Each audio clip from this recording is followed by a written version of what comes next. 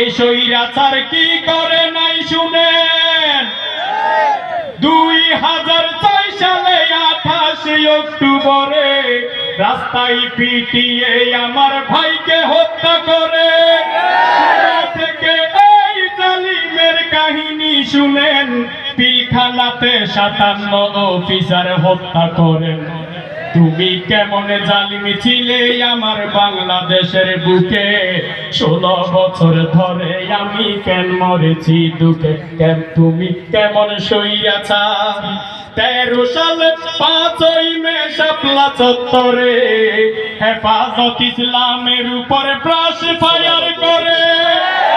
হিন্দুর ছেলে বিশ্বজিৎকে শিবির মনে করে রাস্তায় পিটিয়ে পিটিয়ে হত্যা করে। বুয়েট ছাত্র নাকি শিবির করার অপরাধে শহীদ হলো আমার ভাই আবরার ফাহাদে। তুমি কেমন স্বৈরাচার?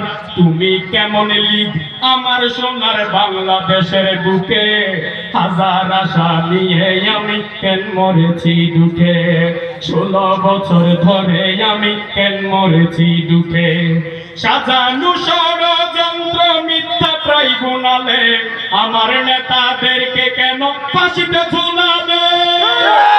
বিনা দোষে গুম করে বছরকে বছর নিয়ে রাখা হতো ওই জাহান্নামে আইনা ঘর। সাইদিকে হাসপাতালে চিকিৎসা নাম করে হত্যা করে, মরণ ইনজেকশনে পুশ করে। তুমি কেমন জালিম ছিলে আমার বাংলাদেশের বুকে? হাজার আশা নিয়ে আমি কেন মরেছি দুঃখে?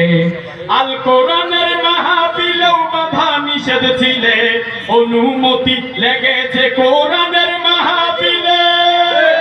কত আলেম বছরকে বছর পরিবার ছেড়ে কাটিয়ে দিয়েছে জালিমের কারাগারে। তুমি কেমন জালিম ছিলে আমার বাংলাদেশের বুকে? হাজার আশা নিয়ে আমি কেন মরেছি দুঃখে? তুমি কেমন স্বৈরাচার আমার বাংলাদেশের বুকে? হাজার আশা নিয়ে আমি কেন মরেছি দুঃখে? জনগণের ভোটের অধিকার হরণ করে জোর করে ক্ষমতায় ছিল 16 বছর ধরে। চাঁদাবাজি করে আরো সেবার কথা বলে, কোটি কোটি দেশের টাকা বিদেশে গেল চলে।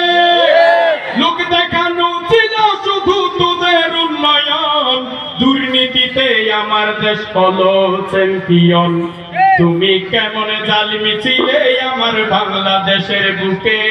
16 বছর ধরে আমি কেন মরেছি দুঃখে? তুমি কেমন জালিম? 2024 সালে কোটায় আন্দোলনে জালিমের নির্দেশে গুলি করলো প্রশাসনে। সেই গুলিতে শহীদ হলো হাজার ছাত্রগণ, অবশেষে ওই জালিমের হয়ে গেল পথে। 18 কোটি জনগণ আছে হুঁশিয়ার, এই দেশে আর তাই পাবে না জালিম স্বৈরাচার। দেশে আর পার পাবে না জালিম স্বৈরাচার।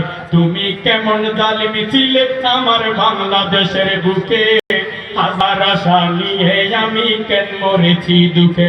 নারে তাকবীর, নারে তাকবীর, আল্লাহু আকবার। বক্তার আগমন।